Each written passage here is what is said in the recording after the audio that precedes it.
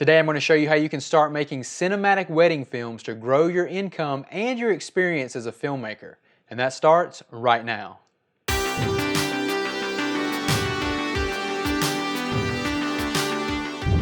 Hey friends, Ryan Camp with the Piedmont Motion Picture Company. Thank you so much for joining me today. This channel is all about learning and growing as a filmmaker. It features short films, gear reviews, and filmmaking tutorials just like this one. So if you're interested, please consider subscribing and let's become better filmmakers together. Cinematic wedding films are a great way for aspiring filmmakers to earn cash and grow their experience behind the camera and in the editing room. It's how myself and many other fledgling filmmakers got their start, but how do you get started? Well, today I'm going to show you how. Today I'm going to go over some tips and techniques that you can use to start a wedding films business in the area where you live. It's a great way for you to learn how to become a better filmmaker and tell stories using your camera. It's a great way to learn how to do audio, and it's a great way to earn some extra cash to help fund your hobby, which is filmmaking. Getting started in wedding videography can be tough because most couples want to see examples of your work. Even if you have examples of tons of other films that you've made, couples may be hesitant to hire you to film their wedding if they don't see other examples of wedding videography on your profile or in your portfolio. It's the chicken and the egg problem. So how do you fix it? Start off by doing a few wedding films for free. That's right, you can get your foot in the door by offering to do a friend or family member's wedding for free. People get married all the time, and a lot of people don't even have the money to afford wedding videography. They'd rather have photography done. So if one of your friends or family are getting married, offer to film their wedding for free. Not only will doing so give you some work to show potential clients, but doing it for free or for a family member can also take some of the pressure off. And even if this is your 10th or 20th wedding, filming a wedding can be stressful every time. The fact that you're doing the work for free will also give you a little bit more time in the editing process. That way you don't feel rushed, you can take your time and make a really great piece for your portfolio. And full disclosure, this is assuming that you have all of the proper gear to film a wedding in the first place. You know I'm all about using the gear that's available to you, but in certain situations, you're not going to want to show up and use your mobile phone to film a wedding or a commercial shoot. Even if your phone takes better images than your DSLR, you're going to want to show up with some professional looking gear. Otherwise, they're not going to take you seriously. If you would like to see my recommendations for a wedding videography starter kit, you can head over to my kit.com page and check out my profile right now. Once you have a few quality wedding films under your belt, you're going to want to promote yourself in the area where you live so you can start getting more business. My advice is to create social accounts on Facebook, Instagram, and a web portfolio specifically dedicated to showcasing your wedding films work. You're also going to want to get some business cards made up for your wedding films business. If you hear someone talking about how they're getting married soon, tell them what you do, hand them your card. In regards to creating an online website or portfolio, if you suck at coding like I do, there are tons of great sites out there now that will help you create a stunning and professional website. I use Wix.com, there's also Squarespace. Head over there, check those guys out. They have tons of already made templates that you can arrange and customize yourself. No one's ever going to know that you're using one of these templates if you customize it. And they really do look great. They make everything so easy. They handle the domain hosting, all that stuff. I would never go back to using a WordPress page or coding a website myself. There's just really no sense in it these days. Once you have some stunning examples of your wedding films work and ways for people to reach out and get in touch with you online, hopefully the word of mouth will start spreading. You're sharing your wedding videos every day on social media. Your friends and family that you've done the free work for are telling their friends. It's spreading like wildfire. And hopefully in a year or two, it'll start snowballing and you'll start getting clients contacting you for work during the wedding season. And a lot of times clients will contact you even a year or so in advance to make sure they have all their ducks in a row, and that way you can plan ahead and book up quite a ways in the future. Don't get discouraged if you've created your online portfolio and your social media accounts and you have 2 or 3 weddings up to showcase people. Don't get discouraged if you're not seeing clients contact you right away. Sometimes it can take a little while for the steam to build up and the word of mouth to start spreading before you start getting people calling you on a regular basis and you're actually having to turn away clients during the busy seasons because you're fully booked up. A lot of people worry about how much to charge for these types of things, and my advice is to gradually build up as you go along. Of course, you're going to start off with the free weddings, but after you get those first few free weddings under your belt and you actually have clients starting to call you and inquiring about your work, I would say start off somewhere around $500 or $600, and with every wedding you do, gradually raise the price. You're also going to want to look around at the market in your area and see what other professional wedding videographers are charging. If the going rate in your area is $1,200, you're going to want to stay somewhere around that after you get up to the peak. You're not going to want to charge too little if you've been doing it a while, and you're not going to want to charge too much. You want to find a happy medium where you're not undercutting all of your competition, but you're also competitive, and people are going to know if you're charging the same price as all these other guys that you must be doing quality work, and hopefully you are doing quality work. Like I said, just start off with something that feels like it's at least worth your time, around $500 or $600 for the wedding, until you start growing your experience. And with each wedding you do, you're going to get more experience, your work's going to get better, and you can start charging more and more each time you do it until you reach that nice zone for the market where you live. Like everything else, your income is going to grow with your experience. Once you start charging money for these things, you're going to want to start getting a non-refundable deposit to secure the date. It covers you and the client. It covers each party from backing out. I usually charge around a $250 deposit to help secure the date, and that comes off the total of the wedding, so make sure they're aware of that. Some of the bigger wedding venues may require you to have photographer's insurance to film on their location. You're not going to run into it very often, but it does happen. Luckily, this stuff isn't that expensive, and some companies out there will even let you pay for a single event, so you're covered for that event. I use a company called Highcox. You can check them out. It's really cheap. I think it's like maybe $25 a month, and you can also do some additions like covering your equipment and all that stuff. But I just have the liability that covers me if anything goes wrong. And some of the companies will even cover you if like you have a catastrophic memory card failure and you lose all of the data from the shoot. They'll actually reimburse the clients the money they paid you. It's really good to have, and like I said, it's not that expensive. And you're probably going to run into a situation if you're doing this seriously every year where you are going to have photographer's insurance. So look into it and go ahead and get it set up before it becomes an issue.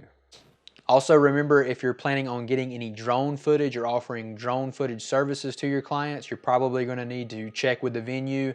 You may even have to have additional insurance to cover that, and you're going to have to be certified to use it commercially, so keep that in mind. Usually before any money is exchanged, you're going to want to meet with the clients, and that way each party can voice any questions or concerns each other may have. That way there's no confusion on the day of the wedding about what's expected from either side, and they're also going to know exactly what you're going to be delivering, and hopefully you can get some sort of timeline that day also to know exactly what they want, what their expectations are, and what your day is going to look like the day of the shoot. I would recommend sitting down and coming up with a list or a basic package for your clients to go over, to let them know if they pay you your base price, everything that's going to be included for that price. And that way, if they want you to go above and beyond or add anything extra that you don't normally want to do, you can tack on an additional fee and discuss that with them as the process goes on. For instance, let's say you offer a basic wedding package. It includes a 5 to 6 minute highlight film, one licensed music song, all-day coverage of the reception, the ceremony, the dancing. It includes all the editing, the travel expenses, etc., adding you to the guest list so you can eat the day of the wedding. You get the picture. Just let them know exactly what they're going to be getting for the money they're spending. Like I said, then if the client wants something extra that's not included in the package, you can negotiate a fee to add that in for them. Once you know what you're going to be offering and what particular clients are going to want from you, you're going to want to have a contract that you can present to your clients. It's basically an invoice showing them everything itemized that's going to be included with their wedding film, how much it's going to cost, and then you can sign it yourself and have them sign it, and each party can keep one for their records. Another important thing to note is to inform your clients how long the editing process is going to take. Most people have no idea how difficult it is to edit video, so I like to include somewhere on my contract how long a time window to allow me to edit their video. I usually put on there 90 days. That way you have plenty of time to produce a high quality wedding film for your client. And that brings us to delivery. Delivering your product to your client can be done in several ways. Don't create DVDs. I don't even offer DVDs to my clients anymore. I don't even have a disk drive on my laptop. So I really wanted to get away from that, and I tell them up front that I don't do DVDs. I either offer them a customized flash drive. You can even get these awesome things made from this company called Photo Flash Drive, or you can even get a USB drive made out of wood with their name engraved on it, stuff like that. Be sure to add that into the contract if you're going to be doing something like that for them. Or you can do online delivery where they can just go to a website, you upload the files, and they download them.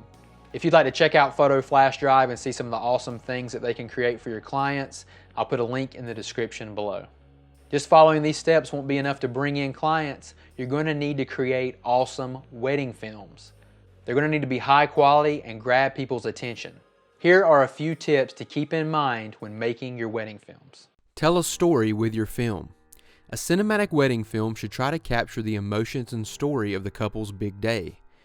Make the viewer feel like they are reliving the day of the wedding by following the story of the couple from the time they are getting ready into the ceremony and the party afterwards. Audio is super important in any film, and that goes for wedding films as well. Be sure to talk to the DJ or whoever is running the sound at the wedding. Find out how to get the best audio recording of the ceremony, the toast at the reception, and any other times where people may be saying something important.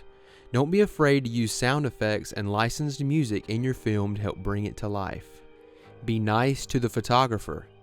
For most of the day while you're shooting the wedding, you and the photographer will be working side by side. Creating a happy working relationship with the photographer while you're shooting is a great idea.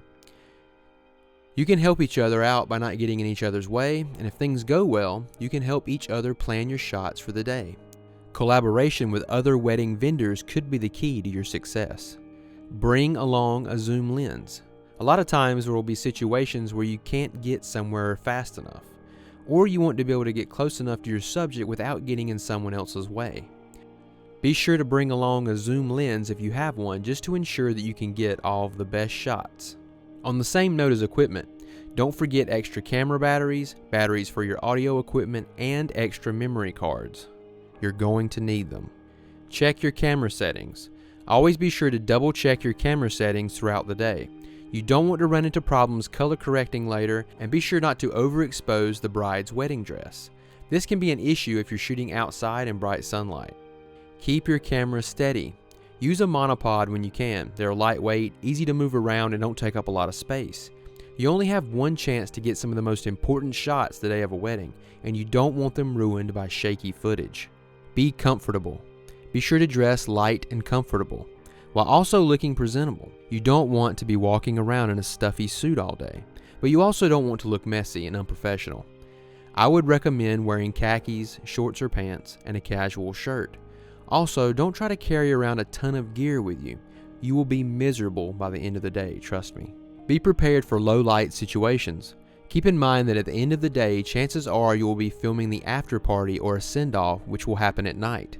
Bring some lights with you to set up if your camera isn't very good in low light situations, but use them sparingly as to not be too much in the way of guests. If you can swing it, bring along an assistant or a second shooter to help you out. If you have to pay them a little extra for their trouble, it may be worth it. Add the amount into your contract if you need to, or if you don't want to pay anyone, maybe your significant other wouldn't mind learning the ropes of the camera and helping you get some additional footage. And my final tip is to stay calm. Shooting a wedding can be very stressful, so remember to stay calm. Take your time when you can and double check your settings. Pre-planning a shot list and having a timeline of the day's events can go a long way in helping you stay relaxed and make the best wedding film for your clients. I think that wedding films are a great way for us to get tons of experience behind the camera, tons of experience in the editing room, telling creative, compelling stories with our cameras and our editing tools. They teach you how to use your camera in a myriad of situations. They teach you the importance of capturing great audio. They're an all-around great way for you to become a better filmmaker, and they're a great way for you to earn tons of money to help fund your hobby. I think my favorite thing about making wedding films is all the amazing people you meet along the way. You're going to meet tons of people and work along tons of other photographers or filmmakers in your area. So it's a great way to network, and it's a great way to meet new people and have fun experiences. Plus, the food is a great bonus too. I think that might be my favorite part. Who knows, you may become so great at wedding filmmaking that you're able to quit your day job and become a wedding filmmaker full time. Wouldn't that be awesome? They are very stressful, but they can be very rewarding also. Okay, question of the day. Have you ever made a wedding film? If so, let us know how you liked it and if it's something that you would consider doing full time. I hope this video has been very beneficial to you, and if it has, please consider giving it a thumbs up and please consider subscribing if you haven't already. Anyway, thanks for coming along on this filmmaking journey with me. I am Ryan, and I will see you on the next Piedmont Motion Picture Show.